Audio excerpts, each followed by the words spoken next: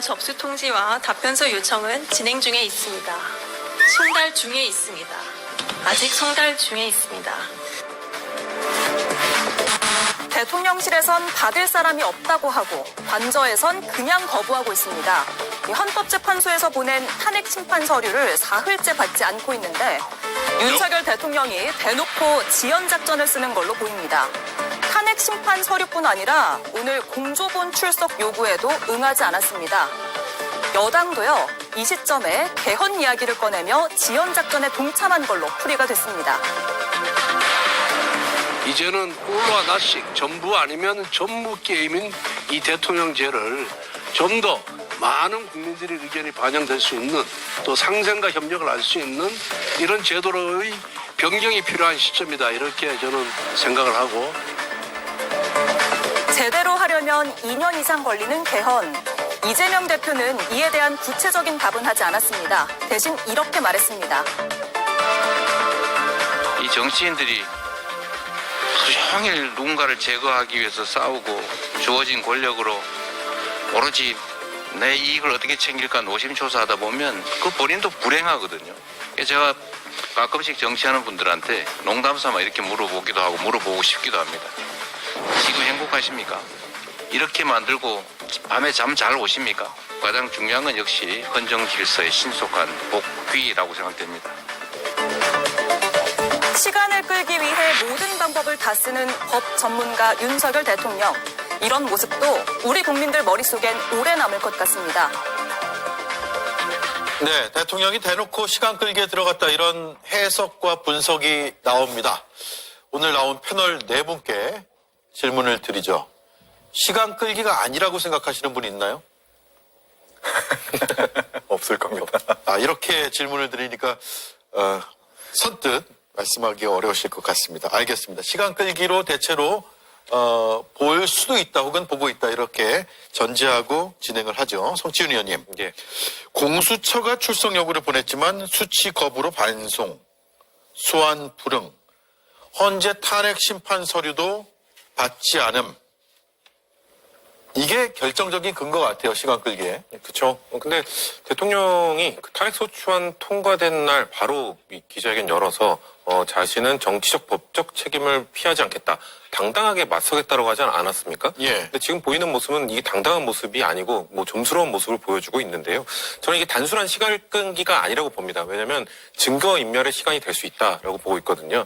왜냐하면 사실 이 내란죄 혐의와 관련돼서는 사실 증거는 차고 넘칩니다. 12월 3일 이 개헌 비상계엄을 선포한 이 대통령의 모습 자체가 5,100만 국민이 다 지켜봤고, 그것 자체가 현행범이라고 볼 수 있을 정도로 이미 직접 증거가 저는 된다고 보고 있지만, 지금 대통령이 사실상 말도 안 되는 논리를 펼쳐가면서 이거를 방어해보려고 시도를 하고 있는데, 뭐 2시간짜리 내란이 어딨냐, 뭐 야당에게 경고하기 위함이다, 이런 것들을 무너뜨릴 수 있는 증거들이 저는 아마 대통령실 관저 그리고 대통령실 거기에 다 있을 거라고 보거든요. 근데 지금 압수수색도 거부하고 지금 출석 요구도 거부하고, 이런 것들 그 시간 동안 아마 전 이것들 증거인멸을 시도하고 있을 것이다. 특히나 저는 대통령의 그 핸드폰, 거기에 많은 정보들이 담겨 있을 거라고 보는데요. 왜냐하면 이 명태균 씨 사건이 터졌을 때 그 이후에 비어폰을 사용하기 시작했지, 그 이전까지는 개인폰을 아주 숱하게 사용을 했기 때문에 이 계엄을 논의한 정황들이 아마 그 핸드폰에 많이 담겨 있을 것이다. 그렇기 때문에 대통령이 뭐 우발적으로 아니면 야당에 경고를 주기 위해 비상계엄, 내란죄를 저지른 것이 아니라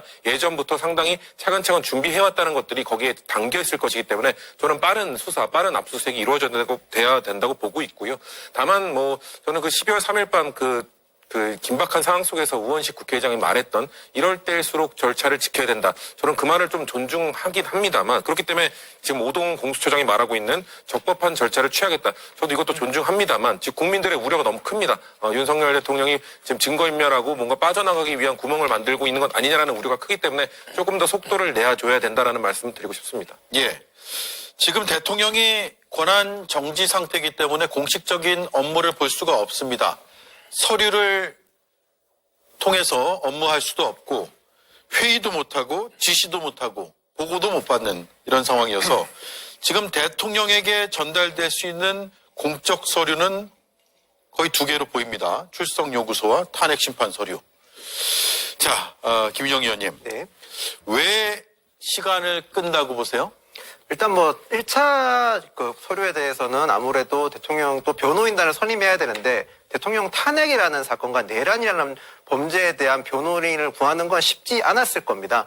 물론 제가 그렇다고 해서 대통령이 지금 현재 하시는 모습이 국민들께서 납득할 만하다 그런 말씀은 못 드리겠습니다만 네. 적어도 이 사건의 자체가 워낙 엄중하고 무겁기 때문에 대통령 입장에서는 조금 더 변호인을 구하는데 어려움도 있었을 거고 그래서 시간이 좀 지연됐다라는 점은 저는 말씀을 드리고 싶습니다. 지금 변호인단이 다 구성이 된 건가요? 지금은 이제 아직 다 구해지는 제가 정확하게 모르겠는데 내란 범죄와 그리고 탄핵 관련돼서는 좀 따로 구한다고 저는 알고 지금 있습니다. 내란은 누가 담당하고 있죠? 제가 담당자까지는 제가 지금 정확하게 변호인단까지 알지 못하는데요.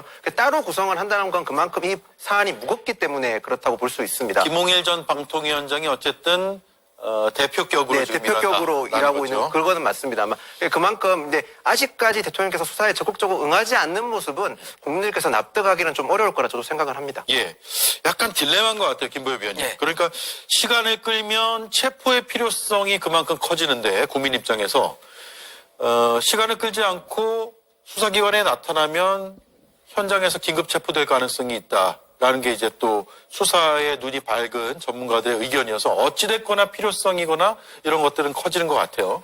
제가 월요일에 출연해서 말씀드렸던 게 두 가지입니다. 소환에 불응하는 이유는 소환에 응해서 조사를 받은 즉시 체포될 것이다. 예. 구속 수사 가능성이 높다는 거였고 또 하나는 송달하고 있는 출석 요구서 아마 안 받을 거다. 그것까지 말씀드렸는데 그 송달된 서류를 받지 않는 것은 법을 잘 아는 범죄자들이 즐겨 쓰는 방법입니다. 왜냐하면 서류를 받는 순간 법적 효력이 발생을 하니까요. 처음에 수치인 부재라고 했는데 오늘 아침에 조국혁신당이 한남동 관저 앞에 가서 기자회견을 했습니다. 내란 숙의 윤석열은 즉각 수사에 응하라.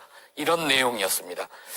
수취인 부재 이후에는 수취인 거부라고 하던데 예. 저는 이게 수취인 거부가 아니라 숙취인 거부 같습니다. 아직도 술에 취해서 서류 안 받는 것일 텐데요. 예. 대통령, 껍데기만 대통령인 사람도 시민의 권리를 누릴 수는 있습니다. 그런데 현재도 긴급체포 대상이고 그런데도 소환을 거부하고 있죠. 소환을 거부할 우려만 있어도 형사소송법에는 소환을 거부할 우려만 있더라도 체포영장 발부 대상이 됩니다. 앞으로 공조본이든 검찰이든 어디든 체포영장을 가지고 갔을 때 경호처가 과연 윤석열 여기 없다 이렇게 할 수 있는지 두고 보겠습니다. 예. 사실 본인이 탄핵하든 수사하든 당당히 맞서겠다라고 자신의 입장을 밝혔는데 그 말인즉슨 본인에게 향해지는 수사에도 당당하게 응하겠다라는 의미일 겁니다. 근데 지금 공조수사본부에 대한 출석 요구도 거부하고 있고 또 그리고 검찰의 소환 조사도 거부하고 있고 무엇보다 헌법재판소의 의결서조차도 좀 수령을 거부하고 있다는 건 아닙니까? 네. 박근혜 전 대통령을 공천 선거 개입과 이런저런 국정농단으로 기소시켜가지고 파면시킨 검사 당사자가 헌법재판소의 의결서를 수령 거부하고 있다는 것은 자기의 부정, 자신의 존재를 부정한다는 것을 모든 국민들이 알고 계실 거라고 생각을 하고요. 윤석열 대통령이 지금까지 이재명 대표에 대해서 얼마나 많은 비판을 했습니까? 내로남불 내지는 어떤 방법으로든 당을 방탄에 이용하고 그리고 사법적 지원을 하려는 의도가 있다라고 이렇게 많은 비판을 했는데 지금 이재명 대표가 대응하고 있는 사법 리스크에 대한 대응책과 똑같습니다.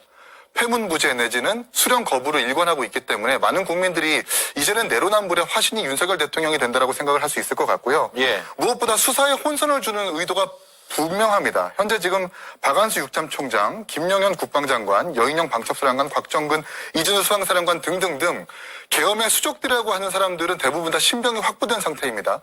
이런 사람들은 대부분 계엄과 내란의 집행자, 이행자이지 최종 책임자는 아닐 겁니다.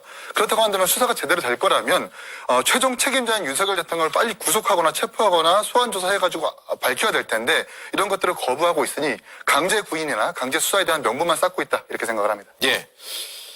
자, 이 시각 관저의 모습을 보고 있습니다. 지금 버스 때문에 잘 보이지 않고요. 저희가 관저 앞을 찍어서 보여드리면 좋겠지만 이게 보안시설이어서 직접적인 촬영이 어렵습니다. 그래서 이렇게밖에 보여드릴 수 없는데요. 저 아래로 쭉 내려가면 이제 한남대교가 있고 저 위에 고가, 육교죠.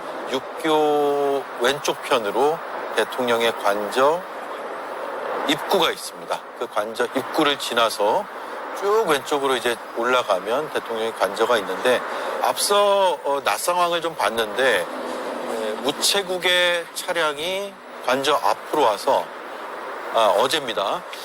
관저 앞으로 와서 문서를 전달하려고 했는데 이게 수치인 거부로 전달되지 못하는 그런 상황도 카메라에 다 담겼습니다. 수취할 사람은 있지만 수취인이 거부했다. 그래서 전달되지 못했고 소환이든 탄핵 심판 서류든 다 응하지 않겠다라는 입장을 지금 계속 일관되게 나타내고 있습니다. 이런 가운데 검찰의 그동안의 내란 혐의와 관련된 수사가 공수처로 이관이 됩니다. 검찰이 그렇게 결정을 했는데 심우정 검찰총장이 고심 끝에 이걸 결정했다. 이렇게 언론은 보도하고 있는데 자, 김보엽 위원님부터 질문 드릴게요. 왜 이제 와서 내란죄 혐의에 대한 수사를 공수처에 이렇게 선심 쓰듯 양보한 걸까요?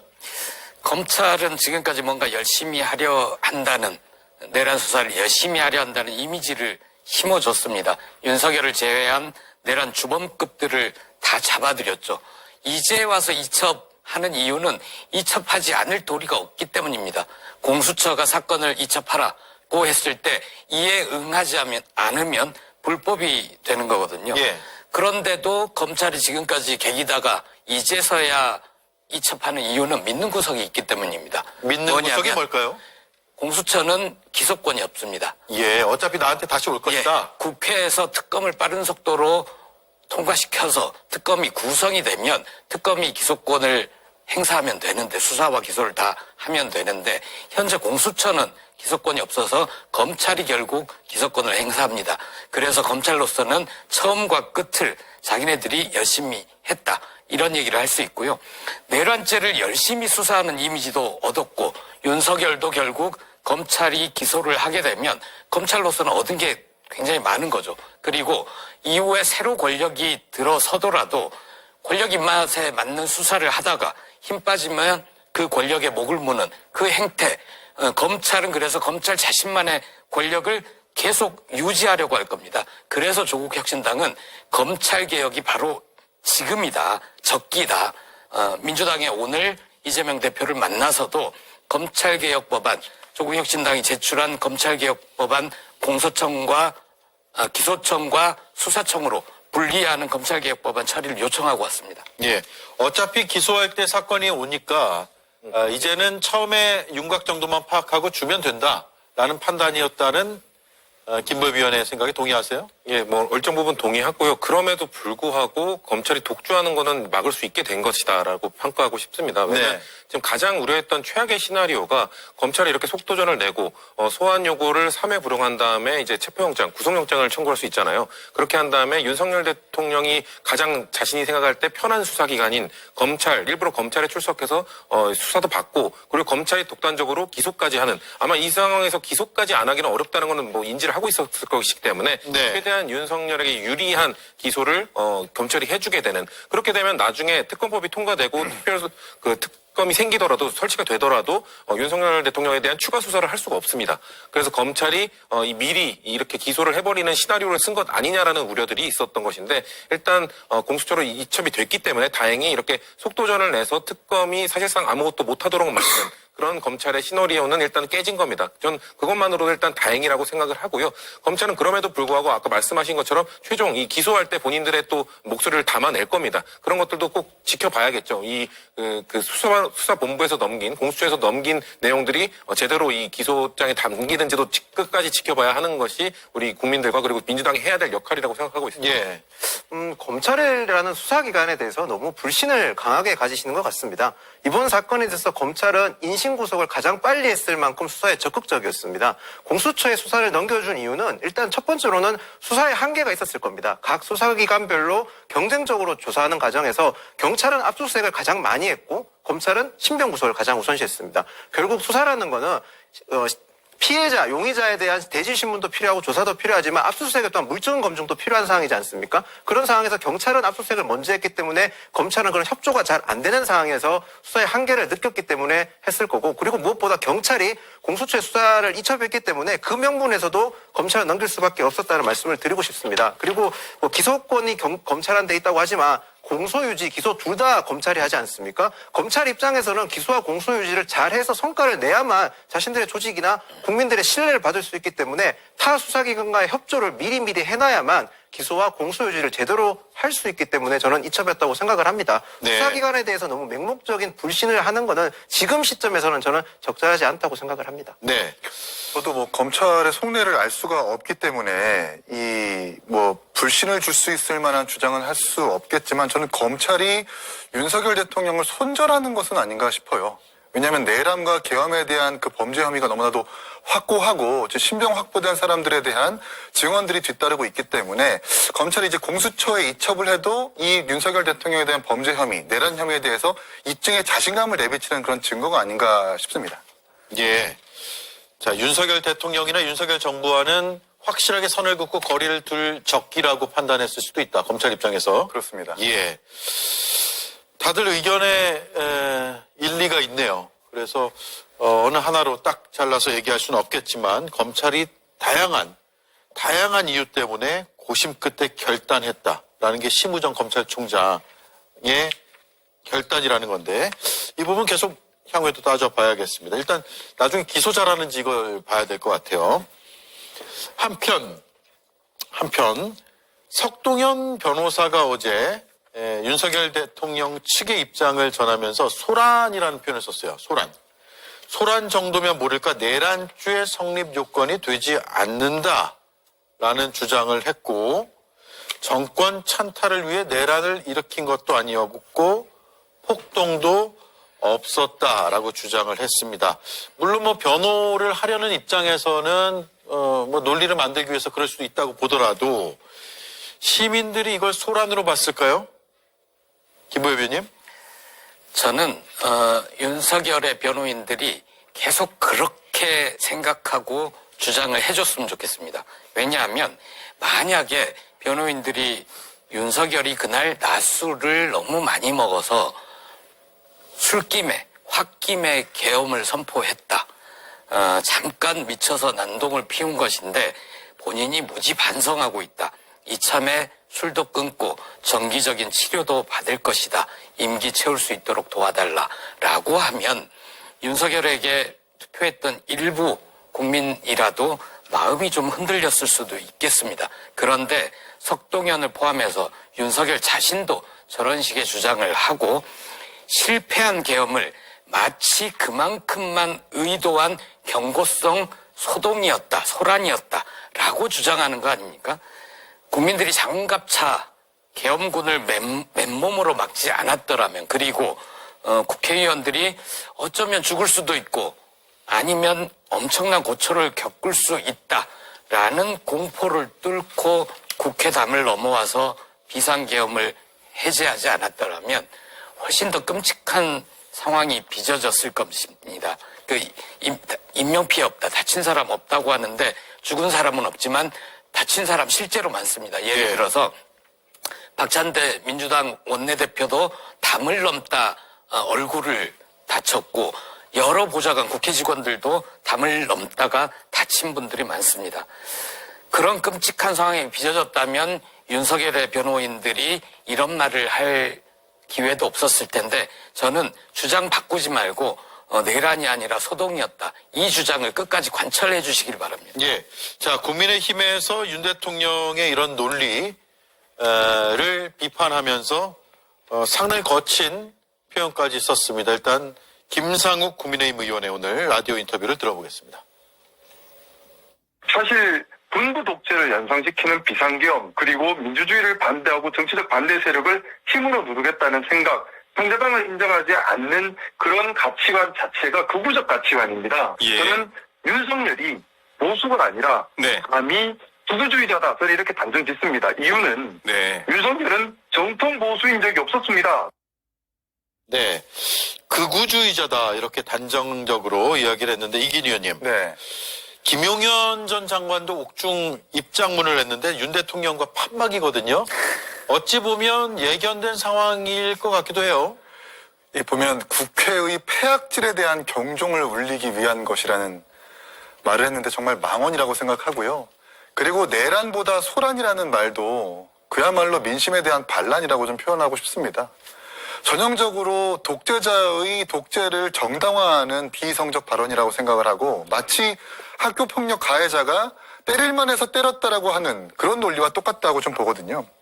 제가 나름 성남시의원을 지나서 경기도의원을 지나서 지금에 이르를 때까지 이재명 대표에 대해서 많은 비판을 하면서 정말 할 수 있는 최대한의 비판을 윤석열 대통령에게 하고 싶습니다. 제가 이재명 성남시장일 때 야당 의원으로서 대규모 예산도 삭감을 해보고 많은 관계자들을 고발을 해가지고 이런 여러 시정 수행에 대해서 견제를 해보기도 했지만 그렇다고 해서 이재명 시장이 지금까지 경찰이나 군인들을 동원해가지고 본회의를 점거한 적은 없거든요. 그러니까 다시 말해서 이재명도 안 하던 짓을 윤석열이 한 겁니다. 근데 그걸 가지고 윤석열은 지금까지 내란은 정당했다라고 내란이 아니다, 계엄은 정당했다라고 얘기를 하고 주변 측근들은 지금 국회에 대한 폐악질의 경종을 울리기 위한 행동이었다라고 망언을 일삼고 있는데 자제해야 된다고 생각을 하고요. 저는 윤석열 대통령이 만약에 계엄을 선포하지 않고 민주당의 이 예산 삭감에 대해서 오히려 정치적으로 풀었다면 예산 삭감이 부당하다라는 것을 기자회견으로 알리고 또 오히려 이재명 대표를 찾아가는 모습을 보였다면 지금 민주당은 더 많이 비판받을 거라고 생각을 합니다. 그런데 네. 그것에 대한 대응 방법으로 총부리를 겨눈 것이거든요. 이것은 전두환과 이른바 여러 독재자의 독재를 정당화하는 그런 논리와 똑같기 때문에 비판받아 마땅하다 이렇게 생각을 합니다. 예, 지금 이 시각 속보가 하나 더 들어왔습니다. 화면은 대통령 관저 앞이고요. 대통령 경호처가 공조수사본부에 서버 압수수색 불허를 통보했습니다. 서버를 압수하겠다라는 게 지금 영장도 나왔고 수사기관의 판단이었는데 계속 대치하거나 진입하거나 혹은 임의 제출까지 요구한 것으로 보이는데 대통령 경호처는 압수수색을 결국은 불허했습니다. 군사 기밀 등의 이유를 내세웠고요. 임의 제출, 제가 말씀드린 임의 제출, 그러니까 압수수색 가서 이렇게 뒤지는 게 아니라 필요한 것들을 목록을 지정해주면 경호처가 제출하는 형식의 임의 제출도 안 하겠다. 그러니까 일체 수사 협조를 안 하겠다라는 뜻으로 판단하면 되실 것 같습니다. 다시 한번 말씀드리겠습니다.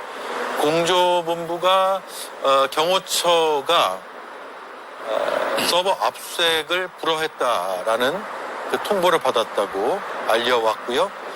불허한 쪽은 대통령 경호처, 불허를 당한 쪽은 공조본입니다. 그리고 경호처가 왜 압수수색을 거부했느냐, 군사상 기밀 등의 이유를 내세웠습니다. 그래서 박근혜 전 대통령 때도 청와대 가서 임의 제출 형식으로 받아왔거든요. 그런데 이 임의 제출조차도 하지 않는다라는 점을 알려왔다고 공조본이 밝힌 내용을 저희가 속보로 전해드리고 있습니다. 자, 그러면 지금 서버도 그렇고 수사기관에서 입수하거나 압수할 수 있는 자료들이 거의 없이 빈손 수사를 하면서 내란 혐의와 그리고 위헌 위법적인 이런 계엄령 사태 전반을 수사해야 되는 상황에 직면하게 됐는데 일단 공조본의 추가 입장이 나와야겠지만 계속해서 아마도 임의 제출 형식 등을 내세우면서 압수수색 필요성을 강조할 것으로 보입니다. 일단 오늘까지 현재까지 상황을 전달해 왔다는 점을 속보로 전해드립니다. 아유, 속보가 많네요. 어디까지 했는지 기억이 잘 안 납니다. 예, 시청자들께 죄송하네요.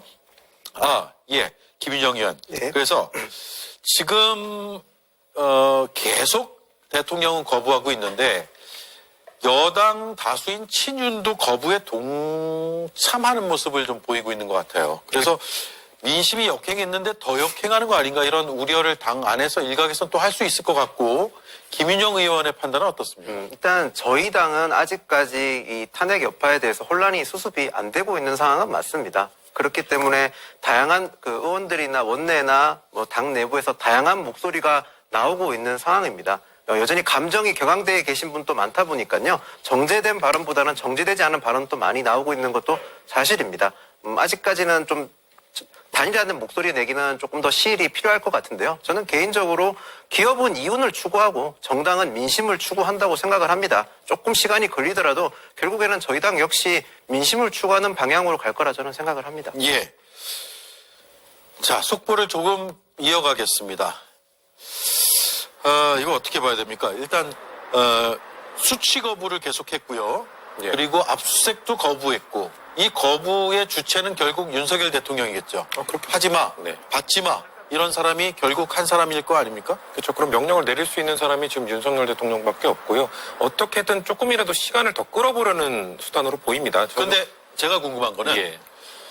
그렇게 지시할 수 있는 권한이 있나요? 지금 직무 정지 상태고 권한 정지 상태인데 사실상 할 수 없죠. 근데 이 경호처 같은 경우는 대통령직을 유지하고 있기 때문에 경호는 할 수 있죠. 그렇죠. 경호를 할 수 있고, 근데 저런 것들을 거부하라라고 이 세세한 이 지시는 할 수 없는 겁니다. 하지만 윤석열 대통령이 어떤 사람입니까? 뭐 법과 헌법을 넘나드는 사람이기 때문에 지금 본인이 직무정지돼 있어서 본인이 행사할 수 있는 권한 밖의 일도 아마 대통령 경호처장이나 이쪽에 얘기를 하고 있을 겁니다. 최대한 이런 식으로 시간을 끌어라라든지 저런 경호처는 누구의 지시가 없으면 저렇게 행동할 수 없거든요. 행동할 수가 없겠죠. 그렇죠. 그러니까 예. 분명 누군가 지시를 한 겁니다. 근데 지시할 수 있는 사람이 대한민국에 누구밖에 더 있습니까? 대통령밖에 없기 때문에 분명 윤석열 대통령의 이런 법을 넘어선 지시를 받아서 지금 계속해서 거부하면서 최대한 시간을 끄는 거에 동참하고 있는 것이다. 저는 이렇게 봐야 된다고 보고 있습니다. 예. 압수수색 영장을 아마 받아왔을 거고 100% 받아왔겠죠. 왜냐하면 압수수색, 그것도 경호처를 대상으로 압수수색을 한다고 하는데 압수수색 영장이 있고 그래서 공무집행이 정당하다고 보이는데 대통령 경호처는 막아서고 있습니다. 막아서는 쪽이 결국은 공무집행을 방해하는 것으로 봐야 될 것 같고요. 맞습니다. 그 서버를 왜 압수하려고 하는가가 중요하잖아요. 일정 시점 이후에 윤석열과 군 장성들이 비화폰으로 통화를 합니다. 그 비화폰의 통화 기록이 서버에 들어있기 때문에 내란을 구체적으로 윤석열이 어떻게 지시를 누구에게 했는지 밝힐 수 있는 중요 증거입니다. 예. 군인들 뭐라고 그랬습니까? 지금 현재 국회 내에서 비상계엄 해제를 할 의결 정족수가 차지 않았다. 들어가서 끌어내라. 라고 지시를 했습니다. 그리고 수방사령관에게는 지금 어디쯤 가고 있느냐. 빨리 가라. 라고 지시한 것도 내란 속의 윤석열입니다. 그 기록들을 확보를 해야 내란에 윤석열이 어떻게 구체적으로 관여를 했는지 지시를 했는지 밝힐 수 있는 겁니다. 그런데 이걸 막아 나선다? 말씀하신 대로 공무집행 방해이고요. 내란죄를 감싸고 있는 행위입니다. 경호처 이런 식으로 나가다 큰일 납니다. 예. 자, 압수수색이 박근혜 정부 당시에 국정농단 특검 때 기억하시는 분 있으면 답변을 좀 부탁드릴게요. 당시에도 청와대 앞에서 정문 앞에서 대치가 있긴 했는데 결국은 임의 제출 형식으로 가지 않았어요? 맞습니다. 그때 그 청와대 앞에 민원실이 있거든요. 보통 청와대 직원들을 만나는 공간이기도 하고 그 자리로 검찰이 갔었고 거기에서 만나서 어떤 자료들을 제출하길 바란다 했을 때 이미 제출을 한 바가 있습니다. 예. 그런 형식을 한번 다시 한번 요구할 필요가 있어 보이는데 일단 수사기관은 요구했지만 불허됐다라고 알려왔고요. 자, 그리고 이게 서류를 지금 수치 거부만 하고 있으면 계속 반복될 것 같아서 이것도 걱정이네요. 다른 사건의 경우에는 공시송달이라 그러잖아요. 어디에 딱 걸어놓고 우리는 알렸다. 그래서 송달된 것으로 간주한다라고 할 텐데 이것도 해당이 되는지는 좀 나중에 추후에 법률적인 검토를 좀 받아봐야 될 것 같습니다만 뭐 방송에 지금 다 나가고 있잖아요. 송달이 안 됐어도 이거 다 아는 사실 아닌가요? 네, 송달도 송달인데 그런 결정을 빨리 헌재나 사법기관에서 해줘야 된다고 보고 저는 사실 이 공조본의 이 발표에 있어서 한덕수 총리 권한대행을 우린 주목해야 된다고 생각을 합니다. 예. 형사소송법상 압수수색은 책임자의 동의 없이는 이루어지지 못한다라는 그 이유 때문에 박근혜 전 정부에서도 압수수색을 거부했다가 임의 제출한 형태로 그렇게 수사를 진행하게 했는데 지금 대통령 경호처에서 압수수색은 거부할 수 있지만 임의 제출까지 하지 못한다는 것은 사실 권한을 넘어서는 일로 보이거든요. 그런 연유로 봤을 때 아마 이 공조본의 발표는 한독수 권한대행의 결정이 있기 때문에 이렇게 불어 통보된 것이 아닌가라고 추측할 수 있겠습니다. 알겠습니다. 자, 현장이 또 급박하게 돌아가면 다시 한번 관저 앞으로 가보죠. 이수진 앵커가 또 하나의 중요한 뉴스 브리핑하겠습니다. 내가 되게 영적인 사람이라 그런 시간에 난 차라리 책 읽고 차라리 그 도사들하고 같이 얘기하면서 삶은 무엇인가. 여사와 가깝다는 도사 중에 한 사람, 건진법사가 체포됐습니다. 그리고 하루 만에 구속영장도 청구가 됐죠. 정치자금법 위반 혐의인데요. 검찰이 코인 수사를 하다가 2018년에 혐의점을 포착했다는 겁니다. 그러면서 검찰은 법사의 휴대폰, 일명 법사폰 2대를 확보했다는데요. 이 법사폰도 황금폰처럼 판도라의 상자가 될 걸로 예상이 되고 있습니다.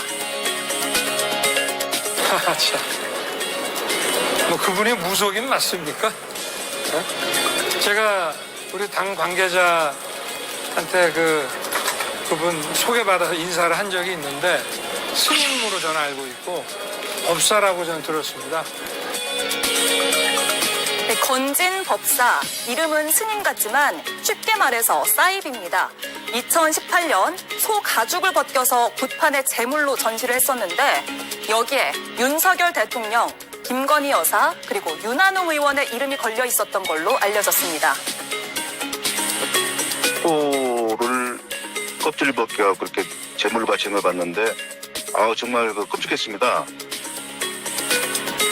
건진 법사는 스스로 국사가 될 사람이라 말하고 다녔다는데 어떤 내용이 담겨 있을지 법사폰에 이목이 쏠리고 있습니다.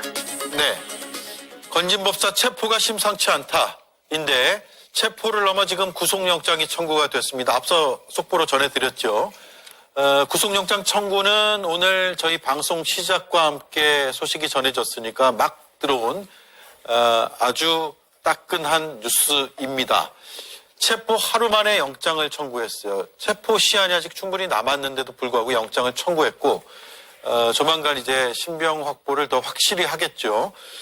자, 그러면 건진법사가 누구냐는 것부터 따져봐야 되는데 그 전에 검찰이 지금 압수한 핸드폰이 최소 2개라는 건데 이 2대의 휴대전화에 무엇이 들어있느냐에 관심이 많이 쏠리고 있어요.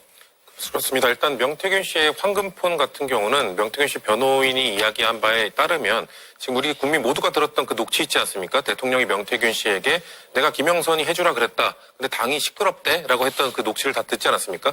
그 사이의 내용이 추가적으로 들어가 있다고 합니다. 거기에 구체적으로 내가 윤상현한테 뭔가 지시를 해서 그걸 하라고 했다라고 하던 내용이 담겨 있다고 하니까 아마 저는 그 이외에도 추가적인 뭔가 그 대통령과 명태균 씨가 주고받은 통화 녹취가 더 많이 담겨 있지 않을까라는 예상을 해보고요. 그리고 그 건진법사의 핸드폰, 일명 그 법사폰 같은 경우는 아마도 이 사람도 이 대통령 그리고 그 김건희 여사와의 친분을 이용해서 그 이전에는 2018년 지방선거부터 어떻게 보면 일종의 사기 행각을 벌였기 때문에 국민의힘 인사들과의 친분 이런 것들 이용해서 사기, 공천 사기나 이런 이권 개입 사기를 친 것으로 보여지는데요. 근데 그럼 김건희 여사와의 친분을 이용하기 위해서는 뭔가 증거가들이 필요합니다. 명태균 씨가 뭔가 계속해서 뭔가 김건희 여사와 통화 내용이라든지 이런 거를 통해서 내가 해준 사람이다, 가까운 사람이라는 걸 입증한 것처럼 건진법사 역시 마찬가지일 겁니다. 김건희 여사와의 통화라든지 주고받은 메시지라든지 이런 거를 보여주면서 내가 이 정도로 가까운 사람이다라고 주장한 내용들이 있을 겁니다. 그런 것들이 아마 핸드폰에 담겨 있을 거로 서로 보고 있고요.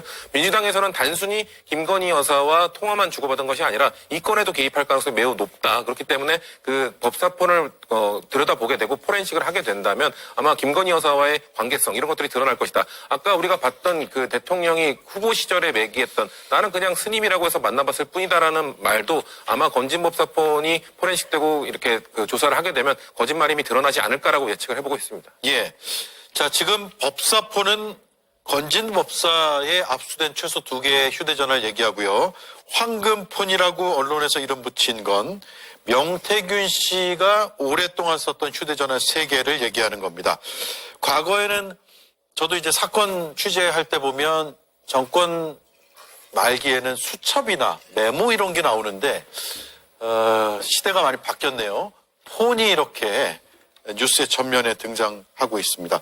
김인영 의원님, 그런데 건진법사는 대통령실에서 특별 관리하는 대상 아니에요? 그래서 취임 초부터 네. 계속 모니터링한 사람이잖아요. 저도 그렇게 알고 있고, 그래서 저는 명태균 씨와 건진법사의 핸드폰에 들어있는 내용은 좀 사뭇 다를 것 같습니다. 명태균 씨는 아무래도 드러난 게 최근에 드러났지 않습니까? 그렇다 보니까 다양한 얘기나 다양한 목소리가, 특히 저희가 말해서 뭐 이권 개입이라든지 그런 거에 대해서 충분히 영향력을 행사할 수 있었던 내용이 들어있었겠지만, 건진법사 같은 경우는 정권 초부터 아마 무수히 많은 얘기가 나왔기 때문에 특별 관리가 돼서 건진법사의 이권 개입은 실제로 이루어지진 않았을 것 같습니다. 단지 건진법사라는 그 인지도나 유명세 때문에 뭐 저희 당 관련자들이 통화나 아니면 접촉을 하는 건 있을 수 있지만 실질적인 이권 개입이나 그런 건 저는 많이 없을 거라고 생각을 합니다. 네, 이권 개입까지는 나오지 않을 것으로 본다라는 의견입니다.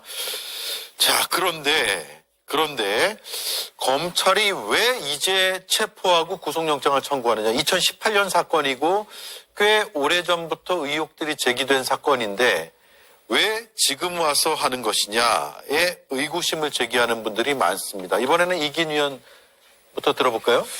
일단은 저도 이 검찰이 아무래도 이 탄핵 계엄 국면으로 가면서 검찰이 대통령을 손절하고 뭐 정권에 새롭게 뭐 줄을 선다라는 의미의 주장을 하시는 분들도 계신데, 이 사건을 자세하게 들여다보면은 이 건진법사에 대한 수사를 지금 서울 남부지검 가상자산 수사단이 하고 있습니다. 예. 다른 범죄가 아니라 가상자산 수사단이 하고 있다라는 것은 조금 의외이거든요. 그러니까 이 사건의 내용을 보면은 이른바 연사마 코인이라고 하는 스캠 코인이라고 하는 그 300억대 사기 혐의를 수사를 하면서 파생된 혐의가 이제 건진법사의 이 혐의라고 하는데, 그러면서 검찰이 하는 말이 하는 주장이 추가적으로 그 모 후보로부터 받은 돈이 가상자산으로 전환할 의도가 있었는지까지 수사할 명의가 있다, 의도가 있다라고 얘기를 합니다. 그런 점으로 봤을 때 뭔가 정권에 연관되어 있는 수사라기보다는 정말 실시간으로 이루어진 범죄 혐의에 대해서 수사를 하고 있는 것이 맞다라고 저는 보여지고요.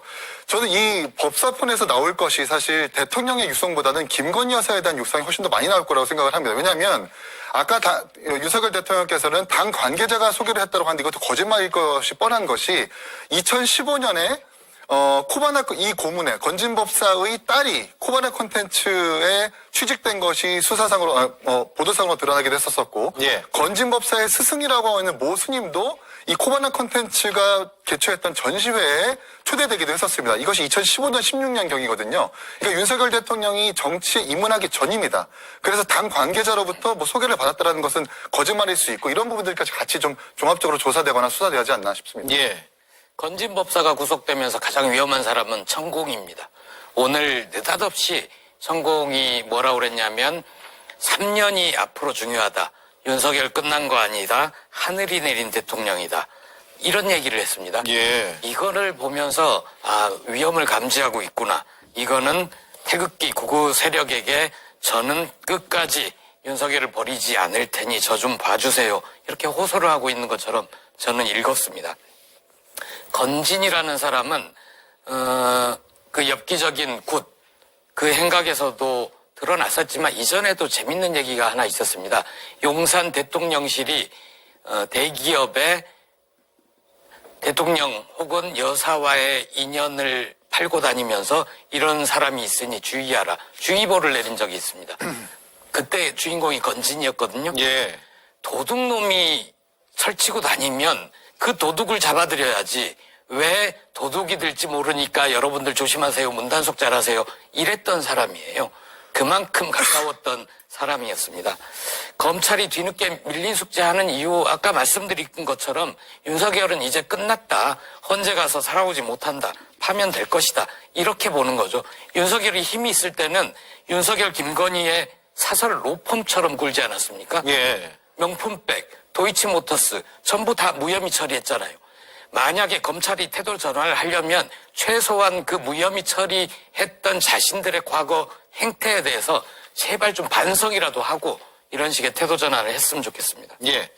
자, 이제 그러면 윤석열 대통령이 건진에 대해서 어떤 얘기를 했었냐, 라고 궁금해하실 분들이 많을 것 같습니다. 단 관계자한테 소개를 받아서 인사만 했을 뿐이라고 후보 시절에 해명을 했는데 들어보겠습니다. 참. 뭐 그분이 무속인 맞습니까? 제가 우리 당 관계자한테 그분 소개받아서 인사를 한 적이 있는데 스님으로 저는 알고 있고 법사라고 저는 들었습니다. 그리고 그분은 여기 뭐 직책이나 이런 거 전혀 맡고 계시지도 않고 뭐 자원봉사자 이런 분들을 소개해 준 적은 있다고 하는데 뭐 무슨 일정 메시지를 막 뭐 이런 제가 기사를 봤는데 참 황당한 얘기입니다. 네. 네, 3년 전 대선 후보 시절에 황당한 얘기라고 반박을 했습니다. 국민의힘은 아예 문재인 네트워크 본부를 아예 해체시켰다. 해산시켰다. 그래서 한마디로 관계가 없는 사람이다라는 취지의 반박을 했었죠. 네, 그때 당시 저도 기억을 하는데 이게 네트워크 본부의 고문이라고 건진법사가 주변에 얘기를 하고 다녔기 때문에 네. 해명을 좀 저희가 정확하게 했었습니다. 우선 건진법사에게 고문이라는 직함을 준 적이 없다. 그리고 본인이 그렇게 얘기를 하고 다녔는데 지금 그때 당시 시점에도 무속에 대해서 저희 당을 민주당에서나 야당에서 저희 당을 공격을 좀 많이 했었습니다. 그래서 불필요한 오해를 없애기 위해서 네트워크 본부 자체를 아예 없앴습니다. 저 네트워크 본부라는 곳이 사실 선거 캠프에 네트워크 본부라는 곳은 굉장히 많은 다양한 사람들이 그리고 아주 많이 들어오게 돼 있습니다. 그게 그 네트워크 본부의 본연의 역할인데 그렇다 보니까 제대로 된 검증도 안 된 사람이 들어올 수 있고 직함을 받지도 않았는데 받았다고 얘기하는 사람도 상당수 있었습니다. 그래서 관리 자체가 좀 어려운 면이 있었기 때문에 불필요한 오해를 없애기 위해서 네트워크 본부 자체를 해산했다. 이렇게 말씀드리겠습니다. 예. 자, 그리고 건진법사가 윤 대통령 부부와 대선 이전부터 인연을 이어왔다는 것을 뒷받침하는 것으로 보이는 자료가 있습니다. 바로 2018년에 앞서 이수진 앵커가 잠깐 보여드렸죠. 구판에 대통령 부부 이름이 등장한 건데 이거 어떻게 해석해야 될지 저는 저런 행사에 가본 적이 없어가지고 이름 등장하는 게 어떤 의미인지 이것도 궁금하네요. 김보영 의원님 아세요? 제가 뭐 저런 데를 자주 다녔겠습니까? 하지만 한때 예. 전통예술 쪽을 담당했던 시절에 무대화된 굿을 본 적은 있습니다. 그런데 사람 이름이 저렇게 등장하는 경우는 많지 않고요. 뭔가를 기원하는 것인데 이름을 드러내놓고 하는 경우는 두 가지입니다. 예. 하나는 아주 흥하게 해달라는 거고 예. 하나는 살을 던지는 거죠. 망하게 해달라. 예, 후자는 아닌 것으로 보입니다. 예, 그러면 저렇게 하면 당사자, 그러니까 이름이 저기 붙어 있는 당사자의 요청이 있어야 저렇게 하는 거 아니에요? 보통은 기도를 해달라고 요청을 하죠. 많이 아시네요. 예, 기도를 해달라고 요청을 하고 거액의 기도비를 건넵니다. 아, 예. 그렇군요. 혹시 반론이나 다른 의견이 있으신가요? 제가 기억하기로는 저때 당시에 뭐 딱히 김건희 여사나 윤석열 대통령이 직접 요청한 게 아니라 자발적으로 했다. 저는 그렇게 기억을 하고 자발적으로요? 있습니다. 네. 네. 그때 당시에도 저것 때문에 굉장히 뭐 무속 논란 때문에 공격을 저희가 많이 받았었는데 제 기억상으로는 그때 당시에도 저 해명 자체를 분명히 직접적인 뭐 금전이 오가거나 그런 건 아니었다고 저는 들었습니다. 예, 이게 2021년 내 논란이 된 사진이고 당시에 김의겸 의원실에서 확보해서 국회 출입기자들부터 해서 이렇게 공표했던 의혹제기용 사진이었는데 당시에는 어쨌든 여러 의견들이 있었고 국민의힘 입장에서는 동의하지 않았고 자발적으로 썼다라는 취지의 반박을 내놨던 적이 있다라는 설명이 있었습니다. 근데 예. 구판이 2018년이잖아요. 예. 2021년 윤석열 대통령이 대선 후보로 좀 부각되던 시기라면 자발적인 구판이 열릴 수도 있죠. 근데 2018년이란 말입니다. 네. 전혀 서울중앙지검장 시절이죠. 정치와는 전혀 관계없던 시절에 저런 대규모의 구판은 비용도 상당한 것으로 알고 있는데 저걸 자발적으로 한다? 국민들께서는 아마도 누군가 또 비용을 당연히 지불했을 거라고 생각하는 것이고 국민의힘 측에서는 당연히 그것을 우리가 지금 입증할 수 없기 때문에 관계가 없다라고 할지는 모르겠지만 저는 상식적인 수준에서 생각했을 때 2018년 당시에 윤석열 대통령의 지위 그런 것들을 봤을 때 저걸 자발적으로 한다? 저는 납득하지 못할 거라고 생각합니다. 예. 알겠습니다.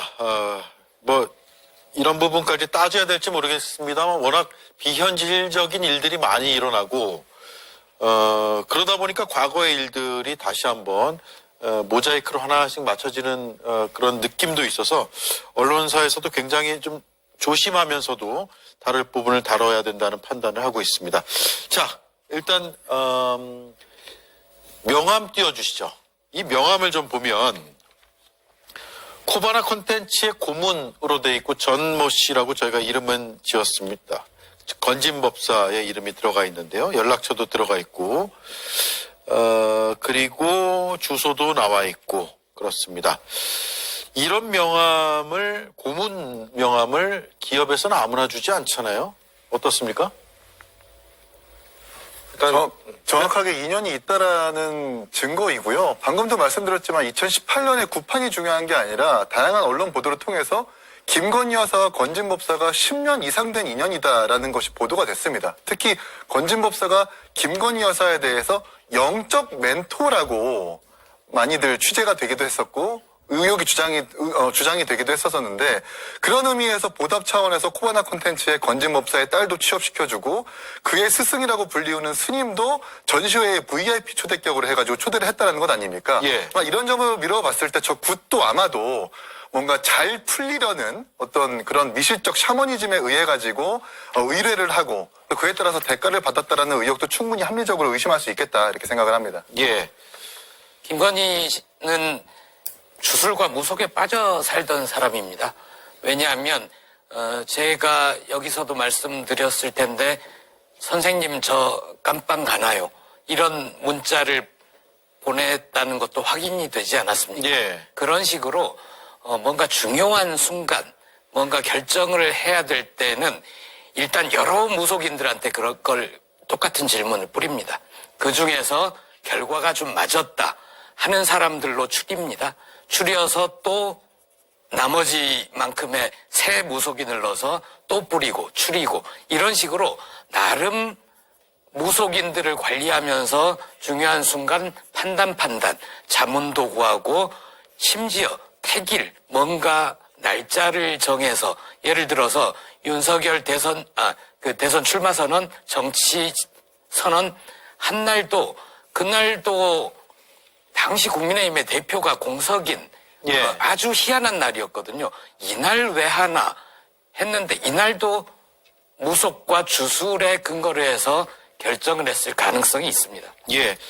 이게 사적으로야 누구나 할 수 있고 그걸 우리가 비판할 필요는 없지만 혹여라도 이런 걸 통해서 공적 업무가 이루어지거나 국가의 중대 의사결정이 좌지우지되거나 혹은 누군가가 사익을 추구하거나 이런 부분은 문제이기 때문에 검찰 수사도 그런 부분에 초점이 맞춰질 것으로 보이고 언론에서도 그런 부분을 지금 따지고 있는 상황입니다. 제가 제보 받은 내용 하나만 간단하게 말씀드리면 20초요. 예, 대통령실에 근무하는 건 굉장히 중요하지 않습니까? 근무하는 사람의 사주를 요구했다는 얘기를 들었습니다. 잠깐만요. 20초를 드리려고 했는데 예. 더 궁금하게 만드시네요. 예. 그러니까 그걸 요구한 사람은 저는 김건희였을 것이다. 확신을 하는데요. 대통령실에 근무가 예정돼 있는 사람의 사주를 풀이를 했다. 사주를 보고 이 사람이 윤석열에게 해가 될 사람이 아닌지 판단을 하고 사람을 채용하는 중요한 근거 자료로 썼다. 네, 알겠습니다. 그 부분에 대해서 혹시 반론이 들어오면 전해드리겠습니다. 이때 명함 같은 경우도 건진법사가 공개했던 이 명함도 제가 기억하기로는 2022년도 1월 달에 굉장히 이슈가 많이 됐었습니다. 그래서 저희 당에서 당시 적극적으로 해명을 했었었는데요. 김건희 여사의 그 코바나 콘텐츠는 전시업을 하다 보니까 홍보를 많이 해야 되는 기업이었습니다. 그래서 이 건진법사에게 고문 명함을 준 건 맞지만 홍보 용도로 홍보를 해주겠다는 사람에게 준 명함이지 실제로 코바나 콘텐츠에서 활동을 하거나 그러진 않았다고 저는 기억을 하고 있습니다. 예, 그렇군요. 자, 네, 김건희 말씀하시죠. 여사가 자문만 구하고 아무런 대가를 주지 않았을까요? 저는 지금 건진법사를 보면서 떠오르는, 즉 고문 명함을 보면서 떠오르는 게 21g입니다. 코바나 콘텐츠의 후원사였던 21g에게 대통령 관저 공사 이전을 무허가 업체임에도 불구하고 주면서 의혹이 불거지지 않았습니까? 분명 저는 건진법사, 이 법사폰, 아까 말씀드렸듯이 법사폰을 들여다보게 되면 김건희 여사가 이 자문을 구하고 힘들 때마다 뭔가 자문을 구하고 멘토 역할을 했던 건진법사에게 분명 이 건과 관련된 뭔가를 줬을 수도 있다라는 게 합리적 의심 아니겠습니까? 21g에는 후원사 업체에도 그 정도의 혜택을 줬는데 건진법사 이 정도의 멘토라면 저는 더 많은 혜택을 줬을 가능성도 농후하다라고 보고 있습니다. 예, 그런 부분을 계속 따져 물어야겠죠. 자, 그런가 하면 명태균 씨가 강혜경 씨와 통화한 과거의 내용을 보면 이런 내용이 나옵니다. 마치 경쟁 관계로 건진법사를 느끼는 것처럼요. 나 쫓아내려고 공천 줬는데 나한테 어떻게 할 수가 없으니까 건진법사가 공천 줬대라고 하면서 언급한 내용이 있네요. 이긴 의원님? 이른바 공천 신통력이라는 경쟁을 했답니다. 누가 공천을 더 잘 받게 하는지 명태균 씨와 건진법사가 마치 경쟁적으로 다퉜다라는 보도와 취재가 있는 것 같은데 매우 황당하죠. 황당하지만 두 사람이 가지고 있는 공통점은 둘 다 김건희 여사와 관계가 있다라는 겁니다. 예. 그 두 사람이 김건희 여사, 특히 뭐 권력을 앞세워가지고 지방선거 후보자들 내지는 선거의 후보자들로부터 자금을, 불법 자금을 수수하는 그런 공통점이 있고 그 핵심에는 김건희 여사가 있는데 이 법사폰도 그렇고 황금폰도 그렇고 이 내용적인 면이 더 많이 공개가 되면 김건희 여사가 깊게 관여를 했는지 내지는 그 지방선거 후보자들에게 돈을 받으면서 김건희 여사가 인지하게 했는지 혹은 물어봤는지들도 좀 면밀하게 수사가 되어야 되지 않나라고 생각을 합니다. 네. 자, 오늘인가요? 예. 한기호 의원이 국민의힘 의원, 현역 의원 처음으로 국민의힘 공천관리위원회 부위원장이었던 한기호 의원이 명태균 게이트와 관련해서 조사를 받았습니다. 어떤 의미가 있을까요? 이제 정치인들 수사가 시작됐다고 봐야 됩니까? 그렇죠. 그리고 한기호 의원이 그 22년 즉 공천 개입 의혹을 받고 있는 그 선거에서 공관위 부위원장이었습니다. 그렇기 때문에 저는 제가 봤을 때는 한기호 의원이 뭐 직접적인 역할을 하진 않았을 거로 보이기 때문에 한기호 의원에게서 확인할 수 있는 것들은 공관위의 회의 일정이라든지 언제 회의가 열렸고 언제 윤상현 의원이 공관위원장으로서 회의를 소집했고 갑자기 급작스러운 회의 소집은 없었는지 이런 것들을 다 맞춰보는 과정일 거라고 생각하고요. 네. 이 다음에 아마 소환을 하게 된다면 이제 윤상현 위원장으로 가야죠. 윤상현 위원장으로 가서 아마 우리가 알고 있는 그 황금폰, 아까 언급했던 황금폰에 있는 추가 녹취가 나오게 된다면 그 녹취를 근거로 이것과 관련돼서 입장을 물어보게 될 것이고 지금까지는 윤상현 의원이 모든 혐의에 대해서 다 부인을 하고 있지만 대통령이 본인의 목소리로 명태균 씨에게 내가 윤상현 의원에게 말을 했다라고 하는 그 녹취가 나왔을 때도 끝까지 부정을 할 수 있을지 저는 회의 일정, 통화 목록 이런 것들을 다 맞춰봤을 때 정황 증거가 충분히 맞춰져 있는 상황이기 때문에 윤상현 의원이 아무리 부정을 한다고 해도 저는 그 정황 증거만으로도 충분히 뭐 기소나 이 다음 단계로 넘어갈 수 있는 상황이다. 이렇게 보고 있습니다. 예. 지금 명태균 씨 변호인의 주장입니다. 대통령이 말이 맞네 당해서 다음에 중간에 편집이 되고 갑자기 명태균 씨가 진짜 평생 은혜 잊지 않겠습니다. 뭐 이렇게 답을 하잖아요. 그 사이에 윤상현 의원에게 지시를 하겠다라는 언급을 했다는 주장을 하고 있습니다. 그 주장은 아마 명태균 씨를 통해서 들었기 때문에 주장을 할 것이고 혹은 저 녹취를 들었을 수도 있죠. 명태균 변호인이 한 주장이기 때문에 그래서 저 부분이 핵심일 것 같은데 어쨌든 한기호 의원 당시 공천관리위원회 부위원장이었습니다. 조사를 처음으로 받았고 이제 당시 주요 정치인들로 수사가 확대될 거라고 당에서도 보고 있나요? 일단 정치인을 불렀다고 하는 것은 수사가 종점으로 치닫고 있다고 보는 게 맞을 것 같습니다. 그런데 당시 관계자들을 모두 소환 조사를 안 할 수는 없다고 저는 생각을 합니다. 이유는 간단한 게 명태균 씨 얘기를 들어봤을 때 제가 일반적인 시각으로 봤었을 때 그 말을 얼마나 신뢰할 수 있을까라는 의문점이 듭니다. 그것도 예. 수사기관 역시도 다르지 않을 거라 저는 생각을 합니다. 그렇기 때문에 관계자들, 그러니까 명태균 씨가 언급한 사람들과 최소한의 어느 정도의 수사가 있어야만 이 사건의 종결을 낼 수 있는 상황이라고 저는 생각을 합니다. 그래서 앞으로 남은 절차는 당시 관계자들, 뭐 윤상현 의원뿐만 아니라 나머지 당시 저희 당의 지도부였던 분들에 대해서도 좀 충분한 소환 조사나 조사가 더 이어질 거라고 생각을 합니다. 예. 자, 속보가 또 하나 나왔습니다. 정부가 내일 오전 10시에 임시국무회의를 개최하기로 했습니다. 내일 국무회의가 없는 날인데 국무회의를 열어서 무엇인가를 이제 심의 의결하겠죠. 한덕수 권한대행이 참석할 예정입니다. 그 얘기는 거부권 행사가 있을 가능성이 있다는 것으로 지금 예상은 됩니다. 저의 예상이기도 하지만 언론에서 아마 대체로 그렇게 예상을 할 텐데 지금 양곡관리법 등 여러 가지 법안, 특히 6개 법안이 쟁점 법안으로 지정이 돼 있고 야당 위주로 통과가 된 상태인데 여당에서는 거부권 행사를 해달라고 하고 야당에서는 권한대행은 거부권 행사에 권한이 없다라고 반박을 하고 있는 상황에서 임시국무회의가 내일 오전 10시에 열립니다. 김보엽 위원님. 예. 그러면 거부권 행사 쪽으로 간다고 봐야겠죠? 그동안 윤석열 거부권 행사 전에 늘 임시국무회의를 목요일쯤 열어서 예. 거부권 행사 건의를 안건을 처리를 했었죠. 그런데 이제 거부할 사람이 없는 상태인데 임시국무회의를 연다는 건 권한대행을 맡고 있는 한덕수 총리가 뭔가의 거부권을 행사할 가능성이 있습니다. 네. 양곡관리법 등 몇 가지 말씀해 주셨는데 그것뿐일까? 국회를 통과해서 이송된 법안 중에는 내란 특검법, 김건희 특검법 있거든요. 과연 거기에 대해서도 한덕수 총리가 거부권을 행사할 것인가? 예. 이거 관전 포인트입니다. 네. 자, 속보가 이어서 나오고 있습니다. 내일 임시국무회의에서 무엇을 논의하느냐? 양곡관리법 등 쟁점 법안 6개 법안이거든요. 지금 야당에서는 추진했고 여당에서는 반대했지만 통과된 그 법안 6개에 대해서 거부권을 행사할지 안 할지를 심의 의결한다는 건데 아마도 거부권 행사를 위한 절차이기 때문에 행사 쪽으로 기운 것 같습니다. 그러면 내일 당장 혹은 오늘 이 시간부터 권한대행의 거부권 행사는 권한 내의 일이냐 권한 밖의 일이냐에 대한 논쟁이 굉장히 치열해질 것 같습니다.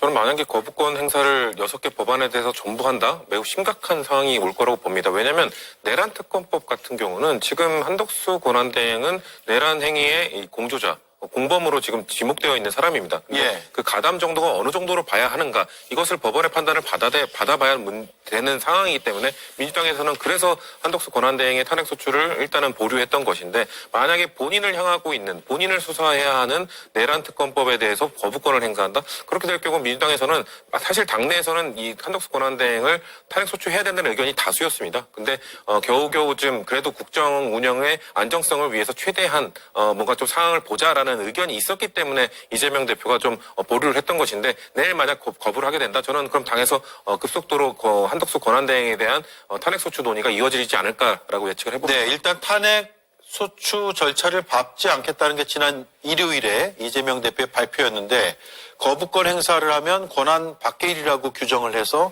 탄핵 절차로 들어갈 수도 있다. 이 말씀이네요. 그렇죠.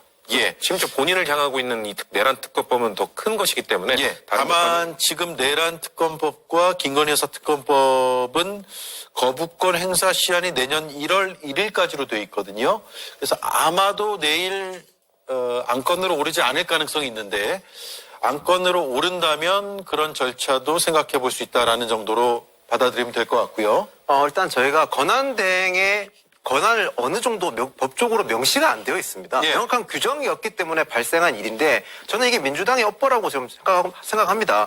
민주당이 지금 헌법재판관 임명권에 대해서는 권한을 행사하라고 하고 동시에 거부권 행사는 하면 안 된다는 얘기를 하고 있습니다. 예. 이 말이 앞뒤가 말이 안 맞습니다. 모순으로 느껴지겠죠. 네, 거기다가 물론 뭐 헌법재판관 같은 경우는 국회 몫이니까 대통령이 임명하는 게 아니기 때문에 권한이 아니라고도 주장들을 하시는데요. 근데 그 부분도 한 가지 더 짚어볼 부분이 있습니다. 임명권이라는 걸 두는 이유 자체가 제청을 받더라도 임명권이라는 절차를 두는 이유는 그 임명 과정에서 임명권자가 어느 정도 그 임명이 제청이 제대로 됐는지 심사하고 숙고하라는 절차를 밟기 위해서 만든 규정이라고 봐야 될 것 같습니다. 그렇기 때문에 지금 민주당에서는 본인들의 입맛에 맞게 권한대행의 권한을 규정하고 있다. 저는 이렇게 말씀드리겠습니다. 예. 이걸 반론을 하지 않을 수가 없는데요. 대법관도 그렇고 헌법재판관도 그렇고 국회 추천 몫에 대해서 대통령은 심사하거나 이거에 대해서 살펴볼 그 권한이 없습니다. 이거는 최종 그냥 사인하는 권한만 있는 것이고요. 네. 대법관과 헌법재판관 9명을 입법부와 사법부, 행정부 3명씩 나누어서 임명을 하도록 해서